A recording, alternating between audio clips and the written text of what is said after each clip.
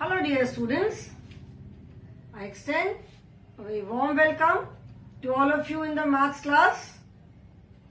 I'm sure you all are doing good, you all are happy, healthy and safe in your homes. Do take very good care of yourselves, stay healthy and stay safe children.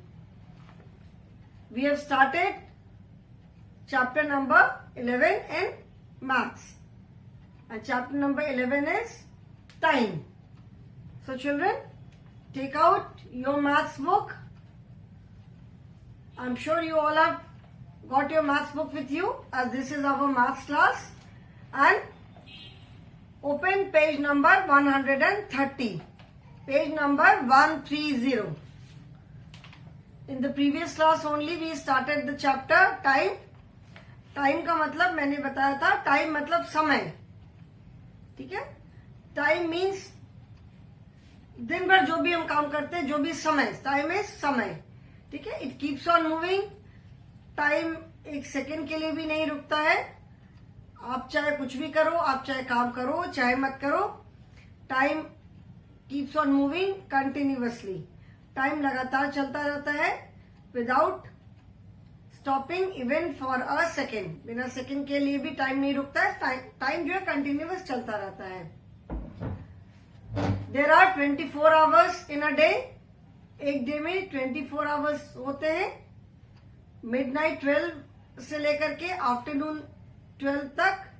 AM we write the time is written in AM and afternoon AM से लेकर के midnight afternoon 12 o'clock से midnight 12 o'clock तक the time is written in PM. ठीक है. रात के 12 बजे से लेकर के दोपहर के 12 बजे तक जब हम टाइम लिखते हैं तो we write AM, 8 AM, 9 AM, 10 AM, 11 AM and so on. And the time from 12 in the afternoon till 12 in the midnight, the time is written as PM. Time PM में लिखा रहता है. ठीक है. आप कभी अपनी मैथ्स क्लास आप देखते होंगे, जो आप जब कैलेंडर टीम में आप अपनी क्लास करते हो, when you attend the classes, if you pay attention, अगर ध्यान दिया होगा कभी, तो in English class and EVS class it is written AM. English class at 9 AM, EVS class at 11 AM. Afternoon 12 o'clock को वी से 12 noon. जब दोपहर के 12 बजते तो द टाइम इज 12 noon. उसको हम AM भी नहीं लिखते, PM भी नहीं लिखते. सो अगर कभी आपने नोटिस किया होगा तो देखा होगा कि जो मैथ्स की क्लास का टाइम होता है that is 12 noon to 12:30 PM. Exact जब 12 बजते हैं then it is 12 noon and उसके बाद से फिर हम then we write PM. So कभी अगर नोटिस किया होगा तो maths class is 12 noon to 12:30 PM. ठीक है. Now I'm sure you all know that there are two hands in a clock. Clock हम समय कहाँ से देखते हैं, टाइम हम कैसे देखते हैं. टाइम हम क्लॉक पे देखते हैं, रिस्ट वॉच में देखते हैं या वॉल क्लॉक में हम टाइम देखते हैं. So there are two hands in a clock. Clock में टू हैंड्स होते हैं. One is hour hand and one is minute hand. ठीक है. एक आवर हैंड होता है और एक मिनट हैंड होता है. कभी अगर आपने क्लॉक को अगर ठीक से देखा होगा तो देखोगे उसमें कि there are two hands in a clock.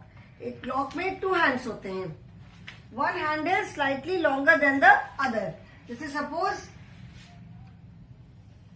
ये आपका क्लॉक का फेस है. क्लॉक फेस मतलब जिसपे हम टाइम देखते हैं. So it is divided into 12 equal parts. 12 and 6 are exactly opposite each other. 3 and 9 are exactly opposite each other. मतलब 12 और 6 एक सीधी लाइन में है, 3 और 9 एक सीधी लाइन में है. And in between 1, 2, then 3, 4, 5, 6, 7, 8, 9, 10, 11 and 12. ठीक है. सेंटर से there are two hands.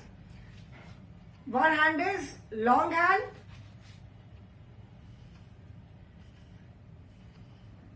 One is a shorter hand. Shorter hand is the hour hand, मतलब जो कि हमें टाइम दिखाता है कि कितने घंटे कंप्लीट हुए. And long hand is the minute hand. जब लॉन्ग हैंड 12 o'clock से स्टार्ट करके वापस 12 o'clock पे आता है, देन इट इज 1 hour. तब जो स्मॉल हैंड है तब वो 1 hour मूव करता है. ठीक है, अभी स्मॉल हैंड कहाँ पे 3 पे है एंड लॉन्ग हैंड 12 पे है. That means the time is 3 o'clock. ठीक है, टाइम जब पूरा आवर कंप्लीट हो जाता है तो minute hand is always at 12 और आवर हैंड जो होता है, छोटा वाला हैंड है, वो जितने आवर कंप्लीट होते हैं उतने पे आता है. ओके, सो 12 से लेकर के मिनट हैंड मतलब आवर हैंड जो 12 से स्टार्ट करके पूरा एक बार सारे आवर्स कंप्लीट करके वापस 12 पे पहुंचता है and then it again starts from 12. तो 24 आवर्स होते हैं पूरे डे में. 12 midnight to 12 noon the time is AM and 12 noon to 12 midnight the time is PM.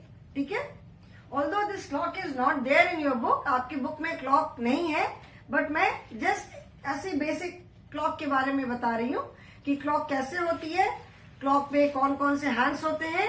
और in some of the clocks there is one more hand which is the second hand. Third hand भी होता है. ठीक है, but not necessarily. ये 2 hands तो सब में होते हैं. These 2 hands are there in all the clocks. The longer hand is known as the minute hand and the shorter hand, small hand is known as the hour hand. ठीक है, long hand and short hand. So minute hand and hour hand. This is how a clock face looks. मतलब clock का जो face है वो कैसा दिखता है. इसी पे हम टाइम देखते हैं और टाइम देख करके हम एग्जैक्ट टाइम बता सकते हैं. क्लॉक देख करके school starts at 8 o'clock, so you have to be, school start होने का क्या टाइम है, 8 o'clock है, तो मुझे 7:55 तक स्कूल पहुंच जाना है. तो सुबह हमें टाइम देख के काम करना है. We see the clock, because अगर क्लॉक देख के काम नहीं करेंगे, अगर हम गेस वर्क अंदाज से करेंगे तो हो सकता है we might get delayed also. Bus आके चली गई, छूट गए, फिर या तो अपने आप स्कूल जाना पड़ेगा या स्कूल से एब्सेंट होना पड़ेगा. पता चले स्कूल पहुंचने में लेट हो गए, फिर स्कूल में डांट पड़ेगी. ठीक है ना.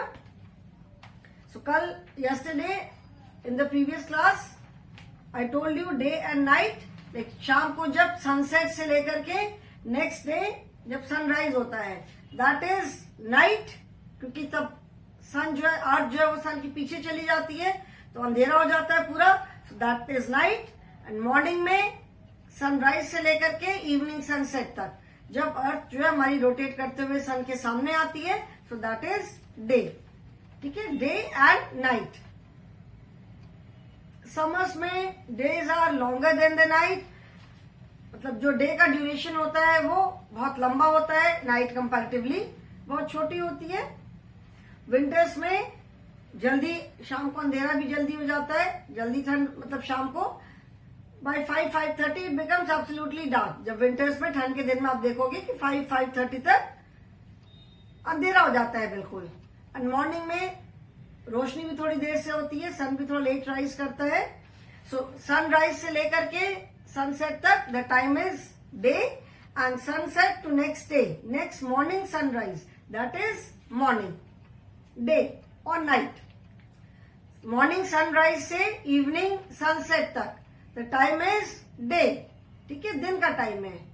शाम को सनसेट से लेकर नेक्स्ट डे सनराइज तक का जो टाइम है दैट इज नाइट, रात. The time between sunrise and sunset is called day. मतलब सनराइज से सनसेट के बीच का जो टाइम है उसको हम क्या बोलते हैं, डे. और सनसेट से लेके नेक्स्ट डे मॉर्निंग सनराइज तक का जो टाइम है दैट इज नाइट. फिर ये हमने yesterday we did this exercise in circling the correct word. Now turn to page number 131. This is estimating time. Like in the previous chapter which was measurement, उसमें हमने estimating length किया था. Estimating का मतलब है एक अंदाज लगाना, not the accurate answer. जैसे estimating length में हमने किया था कि एक अंदाज लगाना, करेक्ट लेंथ नहीं।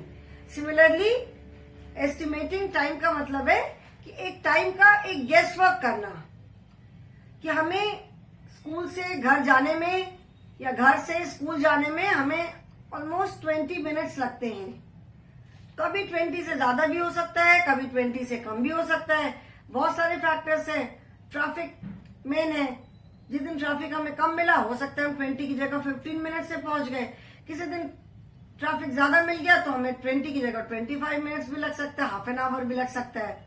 सो एस्टिमेटिंग टाइम का मतलब है एक गेस वर्क करना, ठीक है।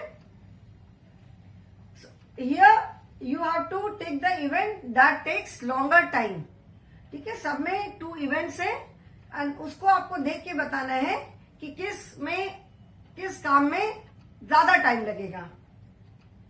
इससे this is to basically give you an idea about estimation duration of time. Time duration का मतलब होता है कि किसी काम को करने में कितना टाइम लगता है। Like your school starts at 8 and it gets over at 1, तो हमारे स्कूल का ड्यूरेशन क्या है? 8 to 1, ठीक है। ड्यूरेशन का मतलब है कितनी देर लगना। स्कूल में each period is of 40 minutes duration, मतलब हर पीरियड जो है वो 40 मिनट्स का होता है।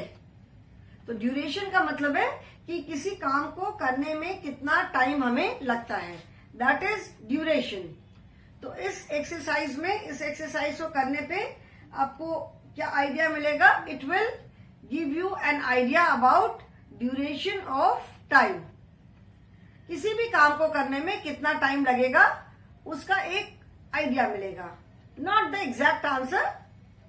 एस्टिमेशन जैसे ना, एस्टिमेटिंग टाइम, सो एक एस्टिमेटेड टाइम मिलेगा, एग्जैक्ट टाइम नहीं मिलेगा कि यस इतना टाइम ऑलमोस्ट लगता है। Okay, so take the event that takes longer. Now first, in the first picture you will see that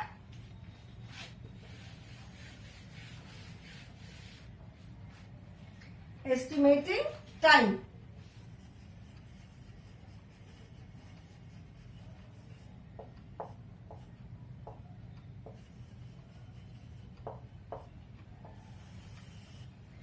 Now take the event that takes longer time.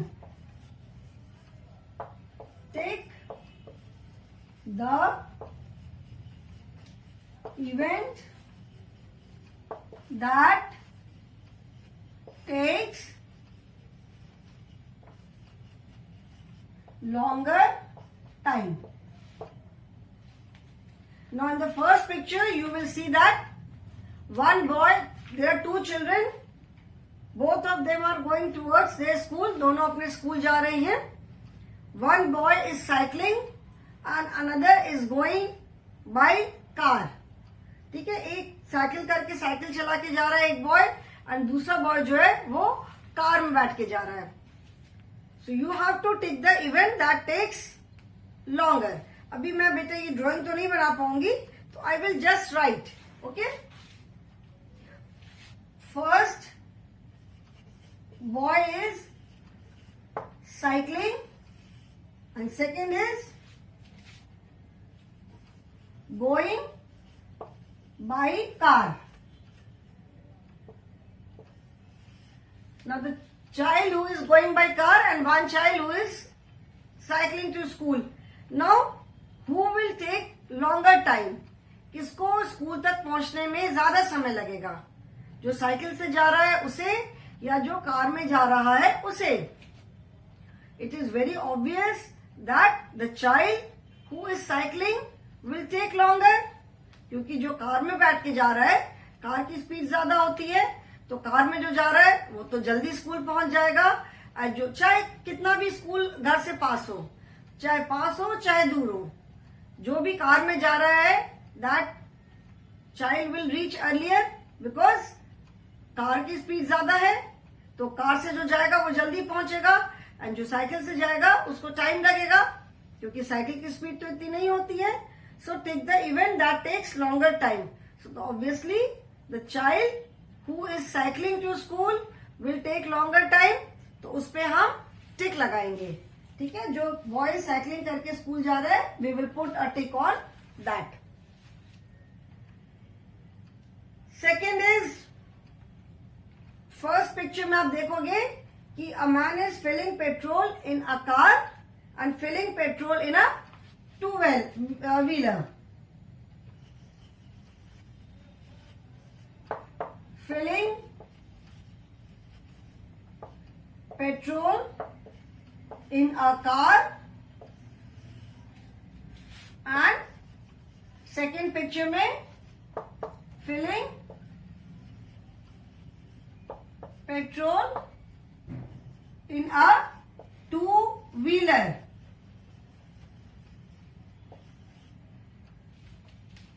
Now who will take longer? Petrol, एक first picture में car में petrol भर रहे हैं and second में two wheeler में. तो किस में ज्यादा टाइम लगेगा? कार में ज्यादा टाइम लगेगा, बिकॉज कार का जो पेट्रोल टैंक होता है that is much bigger. Car का जो पेट्रोल टैंक होता है वो बहुत बड़ा होता है. बड़ा इन द सेंस कि उसकी कैपेसिटी उसमें 25 to 30 लीटर्स पेट्रोल आ जाता है. एंड टू व्हीलर का जो पेट्रोल टैंक है उसमें hardly 3 litre 4 litre maximum 5 litre petrol आता है. सो किसमें पेट्रोल भरने में ज्यादा टाइम लगेगा? फिलिंग पेट्रोल, जैसे किसी व्हीकल में 25 से 30 लीटर्स पेट्रोल भरना है तो उसमें ज्यादा टाइम लगेगा, या 3 to 5 लीटर पेट्रोल भरना है उसमें ज्यादा टाइम लगेगा.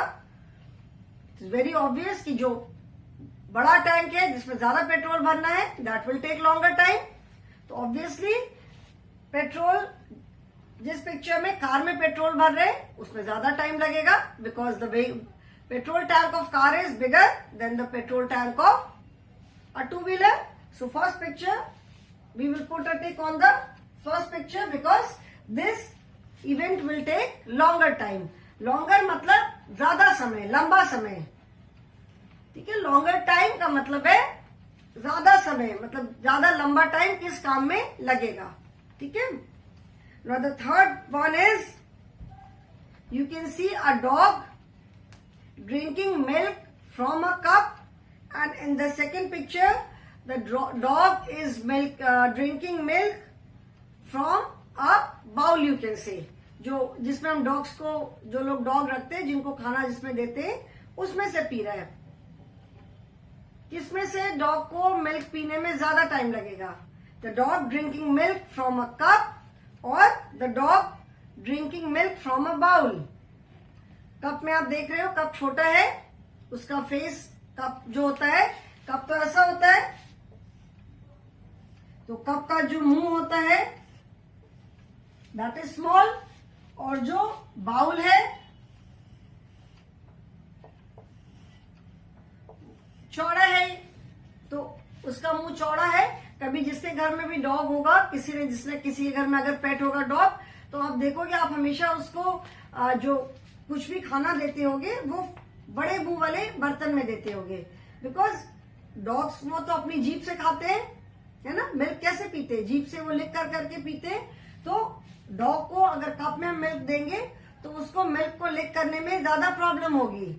डॉग जो है वो मिल्क को लिक जल्दी नहीं कर पाएगा, बिकॉज उसका जो कप का मुंह है बहुत छोटा सा है, और ये जो बड़ा बाउल होता है इसका मुंह बड़ा होता है. तो डॉग्स जो है वो इजीली इसमें से लिक कर सकते हैं, मिल्क पी सकते हैं इसमें से इजीली. तो जो डॉग कप में से मिल्क लिक करेगा उसको ज्यादा टाइम लगेगा, because it is not very convenient for him. Dog के लिए कप में से दूध पीना कन्वीनियंट नहीं है, उसको ज्यादा टाइम लगेगा. वेरस जो बड़े बाउल में हम देंगे तो बहुत जल्दी उसको पी जाएगा. ठीक है. So this again, this first event will take longer time. Dog drinking milk from a cup will take a longer time as compare to a dog who is drinking milk from a bowl. कोई भी dog अगर जो cup से milk पिएगा वो ज्यादा time लेगा as compare किसी डॉग से जो कि बाउल से दूध पी रहा है. Okay. And fourth one is, जो वाटर का, जो वाटर जिसको हम कहते हैं वाटर कूलर से छोटे पानी वगैरह कहीं में लेकर जाना होता है, तो ये वो है. And this is a water tank. ये बड़ा सा वाटर टैंक है.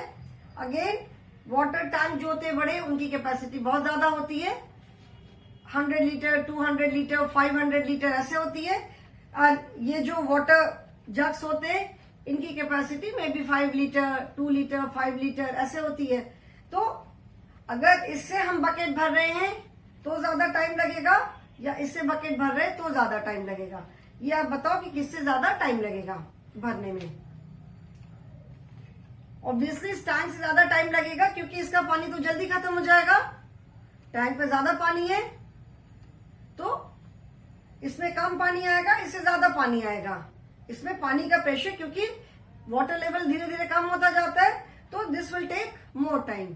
ठीक है, तो जो वाटर कूलर है, जो फर्स्ट वाला है, इससे भरने में हमें ज्यादा टाइम लगेगा पानी, या इसको खाली करने में। और वी कैन से कि इसको एम्प्टी करने में ज्यादा टाइम लगेगा और इस बड़े टैंक को एम्प्टी करने में ज्यादा टाइम लगेगा। This will take more time because this is big, इसमें ज्यादा पानी है तो इसको हमें खाली करने में ज्यादा टाइम लगेगा। So we will put a tick on the second event. इसमें यहाँ पे हमने बेटा ड्राइंग नहीं बनाई है, ठीक है। So now you also put tick in your book, आप अपनी बुक में करो।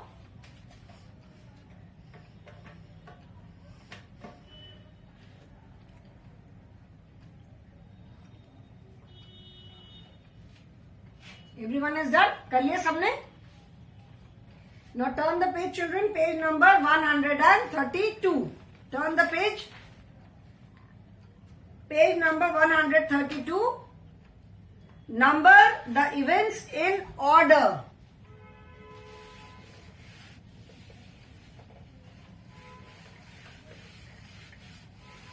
Number the events in order means you get up in the morning, you go to school. तो स्कूल जाने से पहले आपको कुछ काम करने होते हैं, आप कुछ काम करते हो। मॉर्निंग में उठते हो, you go to the washroom, wash your face, brush किया, फ्रेश हुए, यू टेक बाथ, यूनिफॉर्म पहनी, ब्रेकफास्ट खाया, then you go to school. So there are certain events, ठीक है।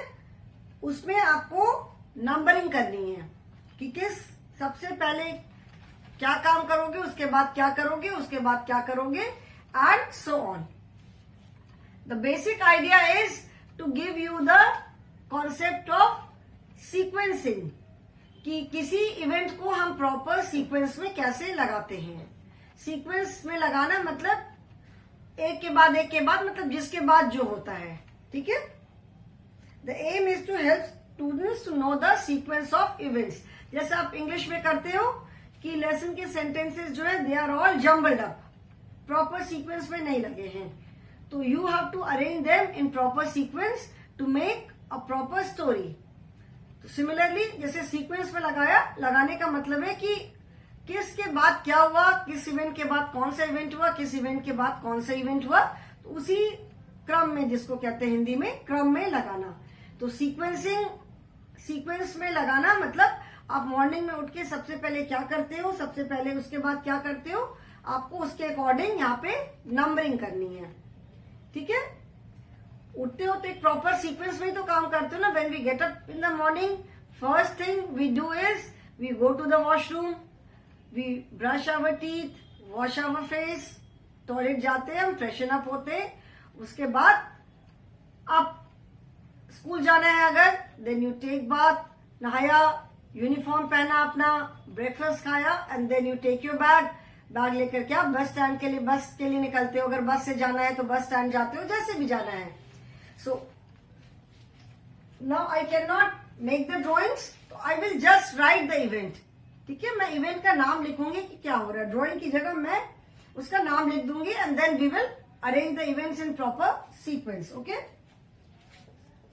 सो the exercise is number the events in order.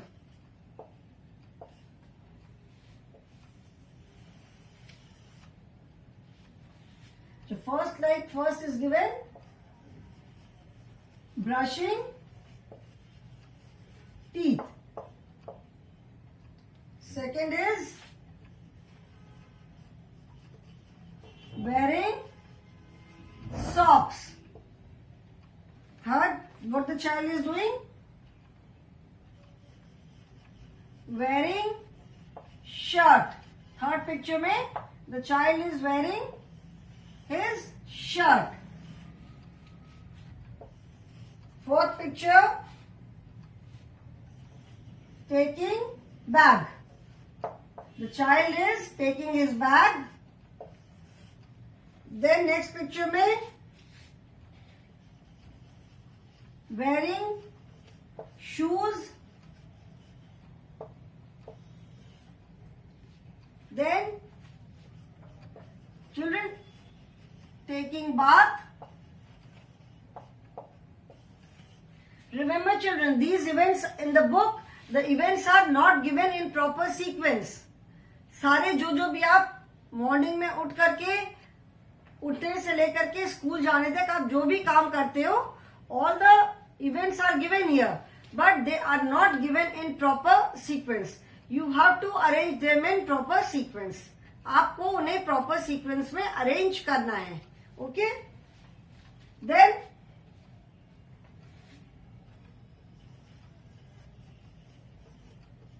eating breakfast and going to school. Okay? First is already given, brushing teeth. सबसे पहले आप morning में उठते हो, दांत अपने ब्रश करते हो, उसके बाद out of all these events, उसके बाद आप क्या करते हो? ब्रश करके सीधा सॉक्स पहनते हो कि शर्ट पहनते हो कि अपना बैग उठा लेते हो या शूज पहनते हो, और यू टेक बाथ और यू ईट ब्रेकफास्ट और you directly go to the school. First thing, सबसे पहले ब्रशिंग टीथ, टीथ ब्रश किया, दांत साफ करते हो, दांत ब्रश करते हो. उसके बाद व्हाट डू वी डू? उसके बाद स्कूल जाने के लिए आप क्या करते होगे? उसके बाद I am sure you take bath. तो second event would be taking bath, क्योंकि नहाने के बाद ही तो यूनिफॉर्म पहनोगे अपनी, बिना नहाए तो स्कूल नहीं जाते होगे आई एम श्योर. तो नहाने के बाद ही यूनिफॉर्म पहनोगे. So after brushing teeth the second event would be taking bath. Then इसके बाद क्या करते हो? नहा करके निकलते हो, फिर आप अपने कपड़े पहनते हो, स्कूल यूनिफॉर्म पहनते हो. तो पहले देखो, पहले इसमें से क्या करते हो कि यूनिफॉर्म पहनने में socks, the child is wearing socks, shirt, bag ले रहा है एंड शूज पहन रहा है. तो पहले पूरा रेडी होने के बाद the child is wearing taking his bag. ठीक है, अभी यहाँ पे शर्ट पहनने से पहले उसने पैरों में, दोनों पैरों में अपने सॉक्स पहन लिए हैं. That means after taking bath उसने अपनी पैंट पहनी, ऊपर उसने अपनी वेस्ट पहनी and the child is wearing socks. एक सॉक्स पहन रहा है, दूसरा सॉक्स रखा हुआ है. So third event would be wearing socks. ठीक है, सॉक्स पहना, सॉक्स पहनने के बाद now here you can see the child is wearing shirt. तो after wearing socks fourth event would be wearing shirt. Socks पहना, फिर उसने अपनी शर्ट पहनी, शर्ट पहनने के बाद then the child is wearing, यहाँ पे क्या पहन रहा है? बैग ले रहा है. Before taking his bag the child is completely dressed, fully dressed है वो. तो इट मीन्स कि बैग लेने से पहले उसने अपना शूज पहने. 1 2 3 4 this would be the fifth one. अच्छा, शूज पहन लिए, स्कूल जाने के लिए वो बैग लेके अपना निकल रहा है. उसके पहले वो अपना ब्रेकफास्ट भी खाएगा. बिना कुछ खाए तो आप स्कूल नहीं जाते होगे, और अगर जाते हो तो बिना कुछ खाए नहीं जाना चाहिए. You must take some breakfast in the morning, जो भी खाओ. तो शूज पहने, शूज पहनने के बाद then the child will eat his breakfast. Shoes पहनने के बाद फिर वो अपना ब्रेकफास्ट खाएगा. ब्रेकफास्ट खाने के बाद फिर वो क्या करेगा? The child is picking up his bag, वो अपना बैग ले रहे हैं. So this is the seventh event. And then after taking his bag the child is going to the school. So this is the eighth event. ठीक है, सो morning में उठने से लेकर स्कूल जाने तक कौन कौन से इवेंट्स हुए, ये प्रॉपर हमने सीक्वेंस में लगाया.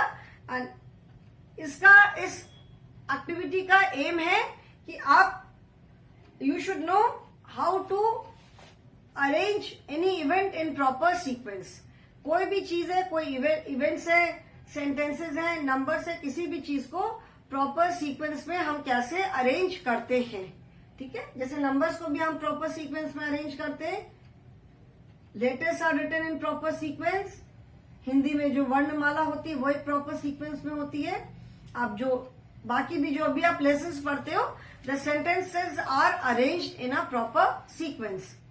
अगर सेंटेंसेस प्रॉपर सीक्वेंस में नहीं होंगे तो स्टोरी समझ में नहीं आएगी। Similarly in a sentence the words are arranged in a proper sequence, ठीक है। सो अगर सीक्वेंस में, प्रॉपर सीक्वेंस में हम चीजों को अरेंज नहीं करेंगे तो उनका मीनिंग ही बदल जाएगा।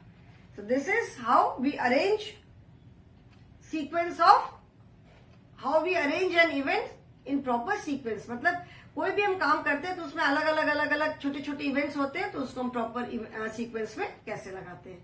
Okay children, so today I will stop here only. In the next class, we will learn about days of week. Okay? So thank you for today, children.